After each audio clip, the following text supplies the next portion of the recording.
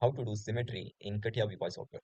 Okay, so first I will draw sketch and then I will show you how to apply symmetry. Okay, to draw the sketch, just click on sketch command and select any one plane.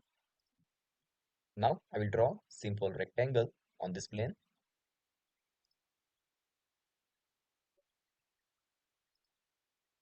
and just press escape. Okay, now I will give dimensions to this rectangle. Click on constraint and I will give 100 dimension to this side and vertical dimension is 130.